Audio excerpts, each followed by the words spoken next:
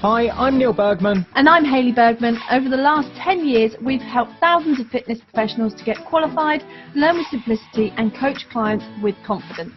We're the first to say that learning and being a fit pro doesn't have to be hard work, and that with the right structure, support and resources, you can become a confident and knowledgeable fitness professional that is dedicated to more. So how do you learn, qualify and kickstart as a fit pro? This is the Fit Pro Sessions podcast with Parallel Coaching. Why can't I remember what I've just revised? Season 9, episode 13. I'm Neil, this is Hayley, and today we're going to deep dive into I've read something, I've watched something, I've heard something, but why can't it just stay in my brain? Sound familiar? Does it? So if you're listening to this on the podcast or whatever social platform you're on, drop a like, nod along and say, yes, this sounds very much like me. Or if you can, drop a comment below and let us know if you've read something, you've looked at something and you've returned back to it, even just a few minutes later and you're like, I can't remember anything right now. It seems to have gone. It's like, it's gone out of the mind. It's one of our most common questions from anybody that is revising or studying, and they're literally at the point where they go, I swear I learnt it. I've seen it. I've gone through that page in my manual. I've watched that video, but I cannot remember And the it's content. usually around origins, muscle origins and insertions, because you've looked at it and you've gone, right, I know I've looked at this. I know that this muscle attaches here. And I can only recall that because I'm now looking at the page. But if you asked me 10 minutes ago before I'd opened the open quiz, you'd be like, it's gone. I know I've looked at this, and it's so frustrating, isn't it? And I've been there, Hayley's been there. Definitely. But the key point, this isn't just about revising and learning anatomy. It could be any part of being a fit pro. And we often get told, I've learned this in my planning. I knew this about sets, reps, tempos and time, but for some reason it's just not in my brain.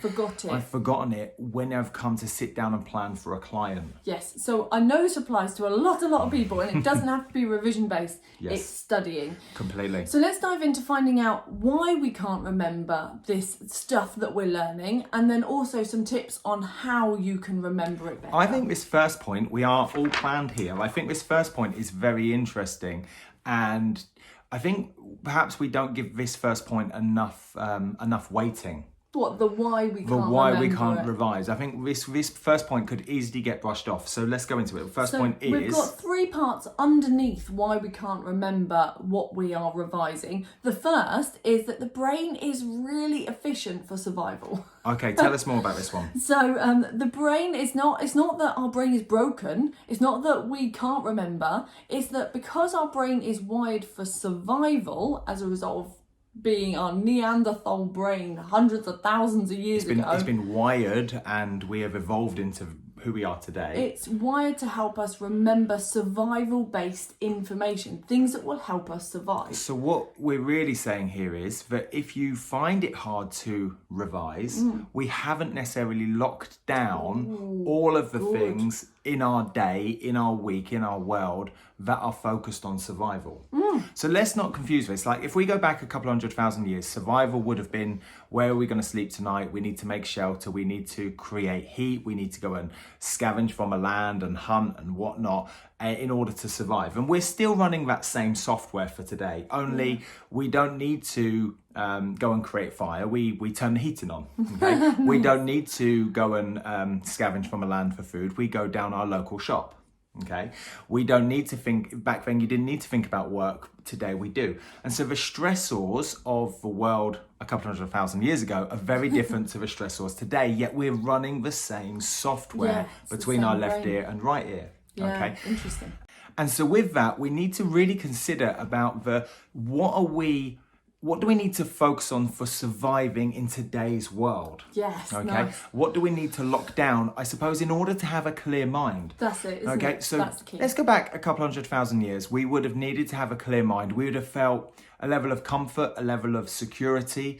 We would have been certain that the place we'd have chosen to sleep that night was safe from a saber-toothed tiger. That's quite important. Okay, we would be certain that we could create fire. We would be certain that the whole village we were in or group was comfortable and safe. Yeah, okay. nice. So we'd have craved security. Yeah, okay. nice. So in today's world, what do we need to in our day lock down to crave comfort and security. Yeah, so it's that organisation of all the things around us, so our brain doesn't have to think and remember, oh, I've got to do the shopping, oh, I've got to go and do this, which are all still our present day survival. Completely. So I need to, even if it's, say, income worries, that's going to threaten your survival. If you've got problems with achieving food or sleep or worrying about what your kids are doing, that's going to threaten your survival. So yes. Instead of then remembering your anatomy and your muscles and remembering the variables that you're doing on your planning, your brain is going to want to remember all those survival things and first. make sure those other areas of our day, our stressors of today's world, which are very different, are all locked down, and we have all our ducks in a row, but we've got a handle of them. And if our brain is constantly focusing on all of the ducks that are not in a row, okay, and then we sit down to learn the origin and insertion of the latissimus dorsi, our brain is going to be, our unconscious mind is going to be fixed on, well, I still need to go and pick this person up, and I still need to go and get that sorted. And when I've done that, I'm going to go to the shops and we're going to have this. And we need to have dinner tonight at this particular time because of X, Y, and Z.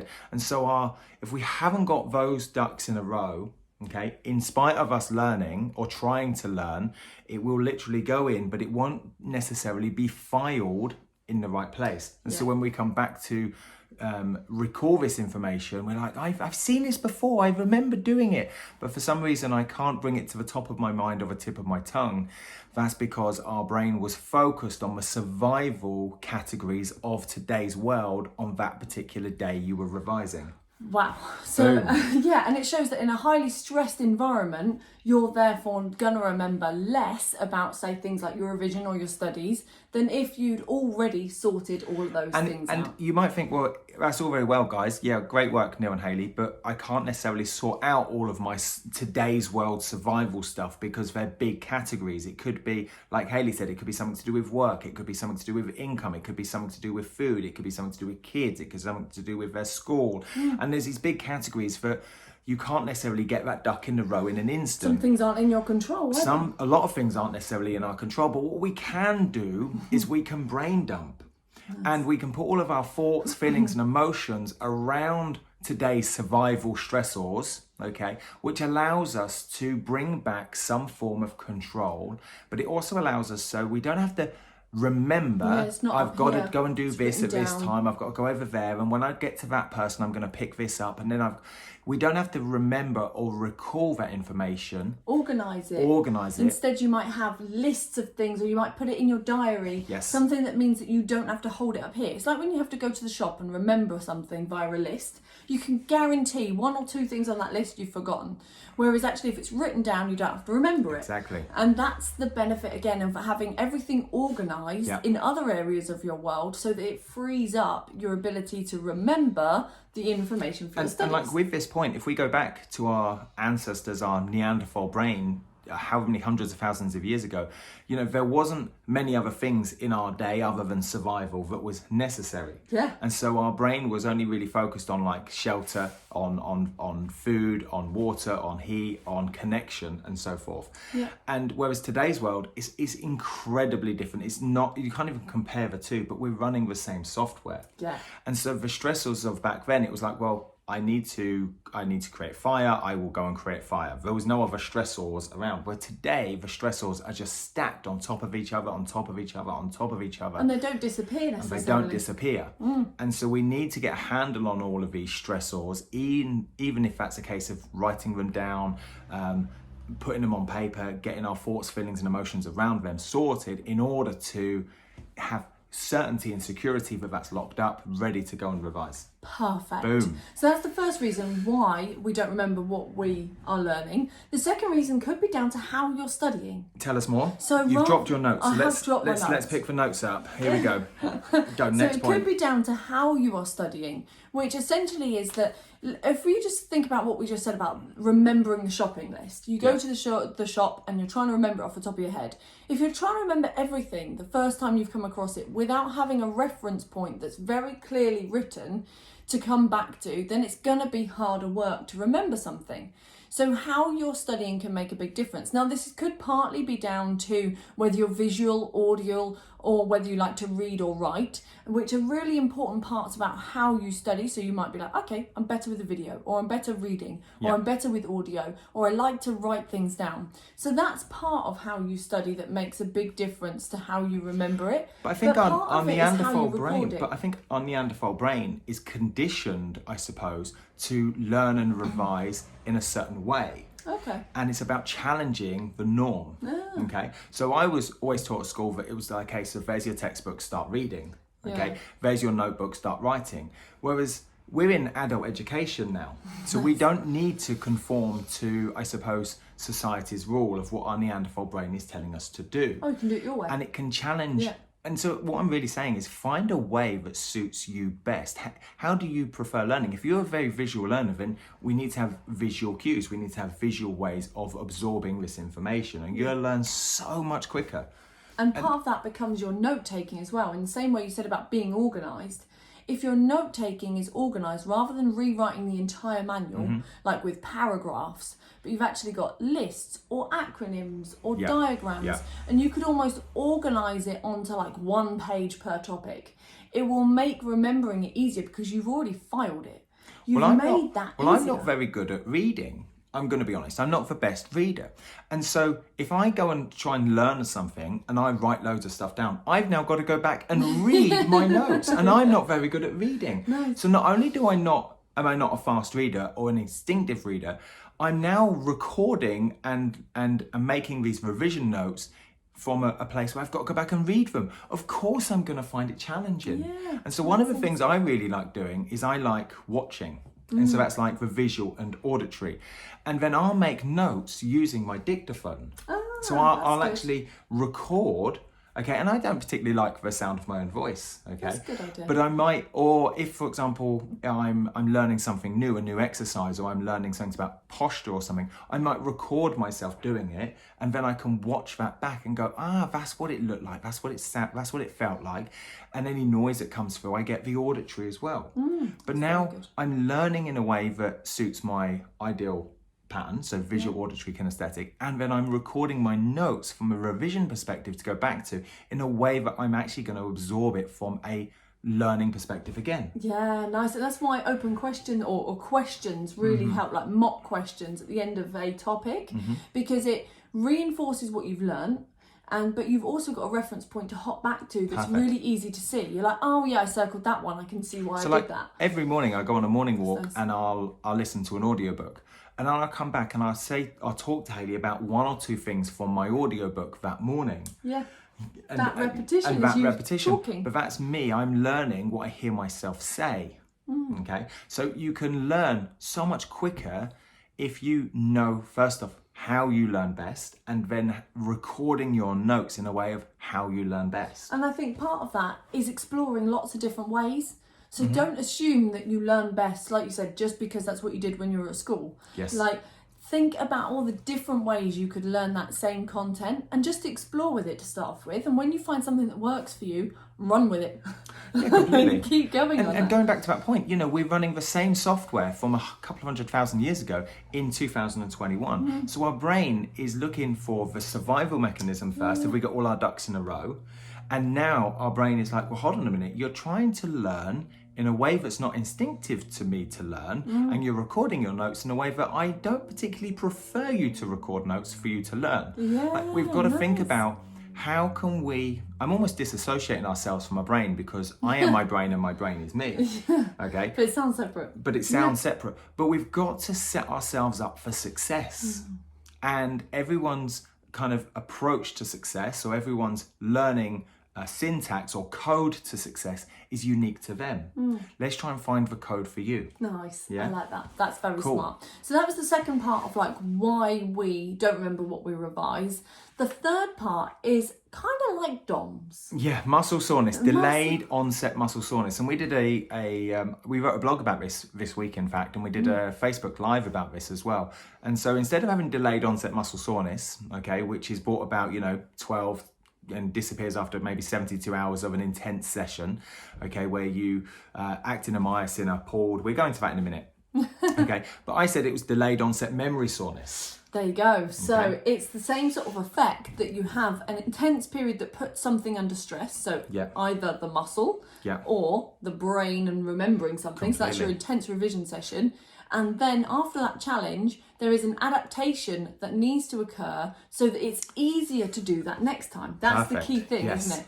In DOMS, aka muscle soreness, you feel that adaptation as like pain in your muscles. So achy. so you do a session that is maybe you're ill prepared for or you're not accustomed to. Okay, perhaps you've put more progression in a session than your body and in anatomy and physiology is prepared for or ready for. Progressed it. Yeah, completely. And then following that, you get an acute bout of DOMS, so 12 to 48 to 72 hours after it'll go. But in that moment, you've got some inflammation, you've got some swelling around the muscle, around the joint, you've got limited range of movement. Like we've all been there, right? You do a heavy legs day, the next day you wake up and you struggle to go up and down the stairs holding the handrail, you struggle to get in and out of your chair at work or your car seat, and like you literally get to a point where your core and your glutes give way and you just kind of flop and fall back. I'm done. We've all been there, right? Can't do it. Can't control it. And in that moment, you are anatomically and physiologically adapting from the acute effects or impacts from that previous session, and anatomically and physiologically adapting towards not going through that again. Yeah. Okay, so you're adapting to the stimulus that you've just gone through in the main session. Yeah, perfect. And it's the same with your revision. Okay, this is the thing, like as a Fit Pro Nation, we love that feeling of muscle soreness. And after that session, it's like the badge of honor, isn't it? It's like I worked really hard today. I worked really hard. It's a sign that you have worked hard, maybe too hard, maybe. But we don't beat ourselves up. We don't get to the other side of that session and beat ourselves up and have self-confidence issues, self-doubt issues of like, oh damn it, that session was really tough. I'm not going to go back and redo it. It's a case of like, I loved that session. I've got the badge of honor. I've got my muscle soreness. I can't wait to go back in the gym. However, with revision, okay, you go and do a hard revision session or study session or complete your LAP, you're stressing your brain. Your brain is equally a muscle just like your bicep.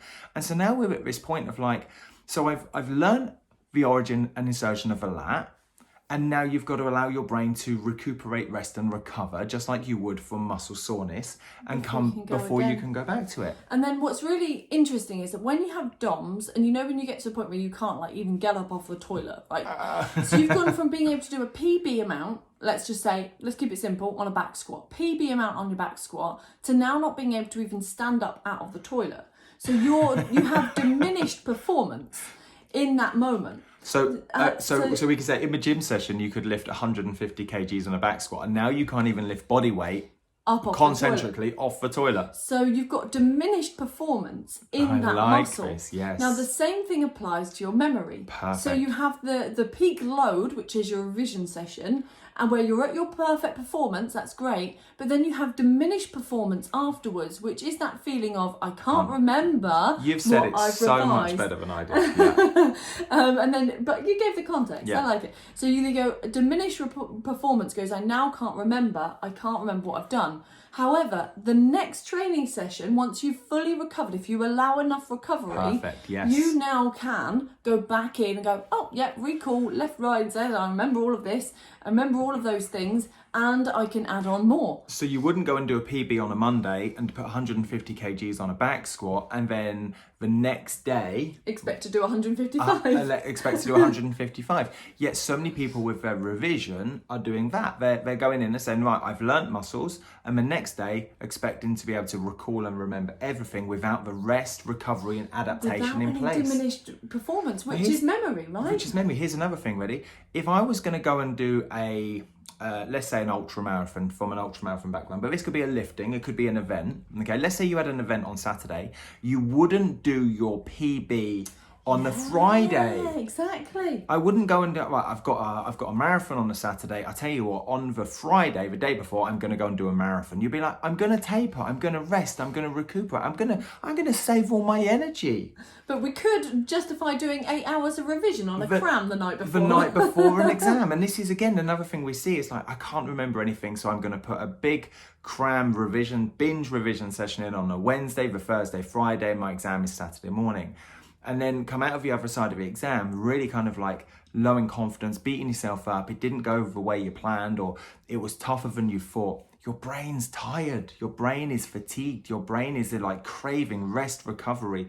And if we treat our revision like we do our studies and our, like we do our performance, training, then we're going to get an incredible result. Yeah. Because inside your performance, inside your gym sessions, you have these like 1% marginal gains. You have logical progression. Every session gets marginally harder. Yeah. But there's an adequate amount of rest, recovery, and adaptation in between. And it's the same for your studies. So you might go, right, I'm going to learn this on a Monday, this on a Wednesday, this on a Friday. I'm going to have a couple of days off, and I'm going to go back in Monday, Wednesday, Friday. Like the ACSM guidelines, the American College of Sports Medicine guidelines for strength or resistance training is 2 to 3 times per week, which allows for ample amount of rest and recovery in between. Yeah. Imagine if we had, we don't have these, but imagine if we just said, this is the parallel guidelines, okay, for revision. It's 2 to 3 good bouts per week. Wicked. Of new strengthening, challenging and again, if work. I'm going to go and do running, if I've got a running event, on a Monday I might do my interval, on a Wednesday I might do my fartlek, and on a Friday I might do my long, slow duration training. They are 3 different modes and 3 different approaches, training systems to get my goal. And yet we sit down on a Monday, we revise for half an hour and we look at muscles. We get to the Wednesday, we revise, we sit down for half an hour, we look at muscles. We revise on a Friday, we sit down for half an hour, we look at muscles. There's no training system in place here. Nice. So you might say, comes back to that learning style, which comes back to that learning style. So you might say, well, on a Monday, I am going to sit down for half an hour and I am going to revise muscles. On a Wednesday, I'm going to sit down for 40 minutes and I'm going to listen to a podcast, okay, and go back to season 7, for example, where you've got 20-minute bouts. You might do 2 of those. And then on a Friday, I'm going to watch something on YouTube, or I'm going to watch something from a revision boot camp, and I'm going to complete a cheat sheet. Now you've got 3 different modes that all suit you. Yeah, all at different intensities. All at different intensities, all different lengths of time, but all add up to that final goal. That's good. It's crazy, isn't it? That was a nice aha. But it's a logical, steady progression with marginal gains each session. Training is just the perfect metaphor. Training is every we time. would dish this out, and we crave it as fit pros, don't we? We crave that nice structured routine as fit pros, which goes back to our survival mechanism, because we crave security, we crave certainty, we crave this significance of being able to progress and see ourselves progressing. Yeah. Yet when it comes to study, revision, completing an LAP, completing our coursework, building a fit pro business, we beat ourselves up. We have self-doubt. We have imposter syndrome. We go, I can't remember it. I'm no good at this. I'm not good enough. Yet if we applied the same principles as we do to our training, to our fit pro world, perfect. Game, set and match. So that's all of the why I can't remember what we revised, but within that we embedded some tips. So let's now summarise those tips of how we can remember what we're revising and what we're studying. Yep. And literally just summarise them out so you've got some really clear tips to take away from this. First of all, organise the rest of your world so you don't have to remember everything else. And it sounds like easier said than it sounds, but it's almost too simple. And I think that's why maybe some people won't do this. Yeah. Does that make sense? So it would be like, well, I'm not gonna make a list or talk, or set an alarm to remind me when to leave the house or whatever it might be. Just get all of the things that could be nagging your brain as distractions of why you're not remembering this, and stick it down and organise it. Yeah, put it all down and then start organising them. Wicked. And then get started on your revision. Yep. Next one is to simplify your notes to 1 page with bullet points or imagery, so you're not rewriting the entire manual. But it's notes or imagery or audio or video that is best for your learning style. Yeah. So if you are an auditory person, then how can you record this in an auditory way where you're going to hear it back? Maybe you're listening to something on the revision bootcamp and there was one part you like, that how Hayley said that was perfect. I'm going to make a note of just the timing and go back to, say, minute 10, 10 minutes, 32 seconds, and it's 40 seconds long. Yeah. And you're just going to go back to that one point, the next revision session, and just listen to that point. You're like, damn, that felt good. I remember that makes perfect sense. Nice. So you've got to set yourself up for success. How do you summarise what you've just learned? Yes. And then also number 3 is mix up your learning styles, which you kind of hopped into there as well. Like, don't just, like you said at the end with that training systems, don't rely just on one way of doing it when you can have lots of different times and intensities of how you're revising. You'd go into a gym and you'd do a warm up. You would do some supersets maybe. You might put some trisets in there, and you might have you'd have different reps, resistance. You'd have a different number of sets depending on the muscle group you're training. Like, we're really picky and pedantic on our planning, and then we'd have logical progression, and we'd do that for 4 weeks maybe, and then go to take trisets through to giant sets, and our supersets through to maybe a pre-exhaust or a post-exhaust. And so we're constantly manipulating variables in the gym. We should be manipulating variables from the moment we start revising or studying through to exam day. Like, what I do on the first week of my study is not the same what I do on the last week of my study and exam. Wicked. First week of my study is going to be an overview. It's going to be learning what I've got to learn. It's getting to grips with putting together a study plan. It's maybe just structure. It's maybe just flicking through the manual and getting excited about it. The second week, you might go, right, I'm going to start on this particular module. Fast forward 8 weeks of your study, you're going to be doing something very, very different. And that's the key, is putting a logically progressed revision plan so you don't get delayed onset memory soreness. Yeah, Boom. Which is then the next one, is to allow for that rest and recovery so that you actually aren't getting frustrated with yourself when that memory drops and that peak performance diminishes slightly. Don't get frustrated. Just have a rest from it, or find ways that you can change up the intensity of what you're doing so you have that recovery. We can legitimately avoid all of that frustration, anger, annoyance at ourselves, self-doubt, self-belief, low self-confidence by setting ourselves up for success. Perfect. There we go. So I want to know what your big tips are, or what your big takeaways from these tips that relate to how you can remember the things that you are revising and studying. So follow the link that is alongside this video or podcast, and all you've got to do is just drop a comment in the Inner Circle Facebook group that shares with you what your big takeaways from today. We'll also put a link into a couple of key blogs that will support this as well. So have a look through the show notes for all of the different blogs. And I suppose at any time, just reach out. Like, if you are finding it really tough to remember and you've followed the guidance from today, but you just need kind of like the extra kind of like firm kick up the butt for help, then it doesn't matter whether you're with us as your main training provider or you're training with another training provider, just reach out. We're here to help. Yeah, exactly. Outside of that, final thing is we're in iTunes, which means only one thing. You've got to leave us a 5-star review. Yeah. You've listened to almost 30 minutes today. I hope we've brought some value. I hope we've helped you in some capacity, and it'd be wicked to have a 5-star review in return. And if you're on YouTube, you can hit subscribe and get more. And outside of that, we will see you bright and breezy next Thursday. So remember, we are in season 9. We started off with 2 episodes per week. We've dropped it to 1 episode per week just based on our workload. So we'd rather bring more value per session, per FitPro session, than have 2 sessions that we are scraping to put together. Yeah, but there are hundreds inside FitPro sessions. So if you're itching, episodes, that is. Hundreds of episodes, inside a FitPro session. So you can always hop back and listen to more. Perfect. We will see you bright and breezy next week. See you later. Bye. Hi, I'm Neil Bergman. And I'm Hayley Bergman. Over the last 10 years, we've helped thousands of fitness professionals to get qualified, learn with simplicity, and coach clients with confidence.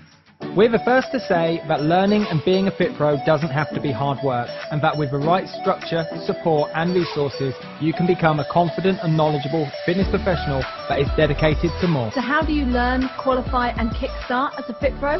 This is the Fit Pro Sessions podcast with Parallel Coaching.